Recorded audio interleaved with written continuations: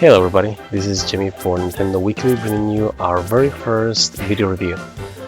We're gonna review the latest DLC for Sonic Lost World, which is the Legend of Zelda Zone.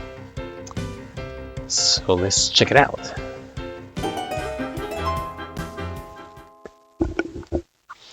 So the Legend of Zelda Zone is, as I mentioned before, is the second DLC for Lost World, which was announced back in December. This DLC puts Link, no Link. I know he actually Sonic is wearing Zelda's clothing, Link's clothing, so it's pretty cool though, actually. But anyway, this DLC puts Sonic in Hyrule, and Hyrule's locales.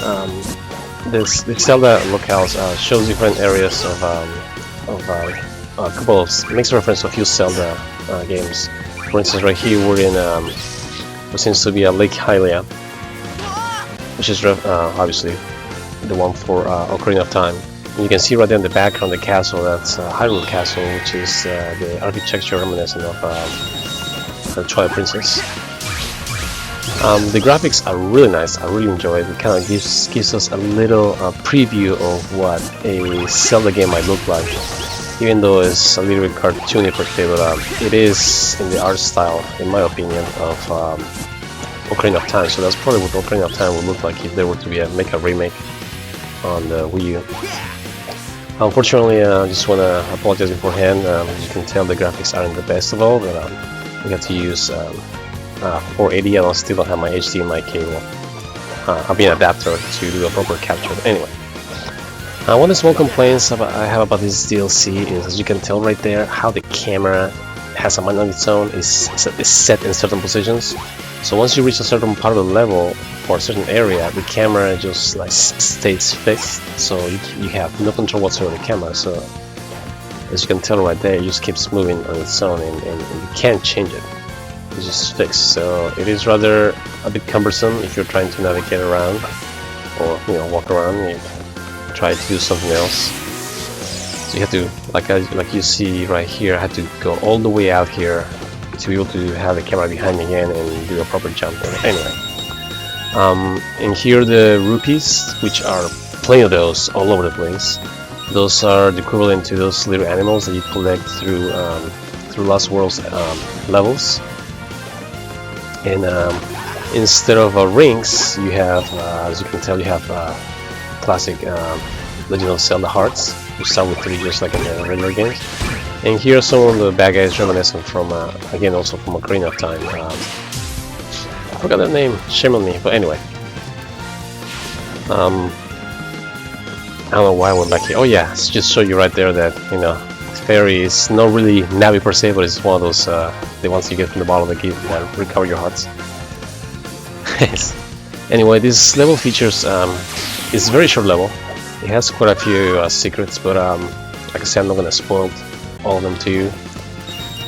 But just keep in mind that it's a very short DLC. That's one of the things I really complained about. Here you can see the infamous cuckoos from different Zelda games, and as you can tell, just like in classic Zelda game, you can't bother the cuckoos without them chasing you all over the map. It's like, run, Sonic, run! Okay, here we're in this mini dungeon, which is more the layout is more in the style of a regular Sonic game, but you just saw some keys from actually from Skyward Sword right there, and there's Link again in his Crimson Windlock, or whatever his name is. Just going around the level. This temple is, in my opinion, it's a reference to Twilight Princess, the Goron Temple, the Death Mountain Temple. So the whole layout and the effect and everything. And the music here is from so you probably recognize it, from Link to the Past. But what is it a Zelda game without a chest? I love it how you check this out.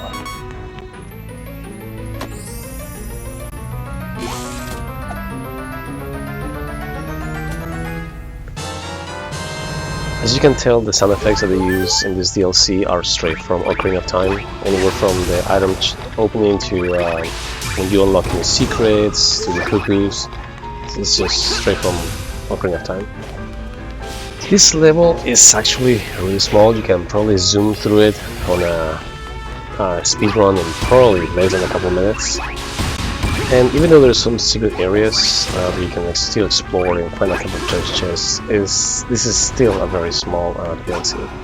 Which, you know, it's kind of a bummer, but you know, considering that it's free and it's Legend of Zelda, I think that makes up for it considerably. Okay, so here we're approaching the end of these mini dungeons, so I think we're gonna stop here because we don't want to spoil everything for you in case that you haven't seen it by now. And just like the Yoshi DLC that came out a few months ago, you also need 100,000 points to score 100,000 points before you get to replay it again. So now let's talk about some of the pros and cons of the DLC. For the pros, Sega did a great job reproducing Hyrule feel. The art style seemed reminiscent of Ocarina of Time, which I personally is one of my favorite Zelda games of all time. The sound was also great, sound effects straight from, again, Ocarina of Time, with some soundtrack sampling from A Link to the Past and also the classic Zelda soundtrack. Also, another pro is that, you know, it's a Zelda game, you know, Zelda DLC, can't argue with that, and it's free. Some of the cons is the camera is fixed in certain areas, so it makes it rather difficult to walk around and look around when you're in certain parts, and the DLC is too short. So my overall score for this DLC is 8.5 out of 10. Okay, so this is the end of our review. Please subscribe to our channel and don't forget to leave your comments below. This is Jimmy for Nintendo Weekly, signing off.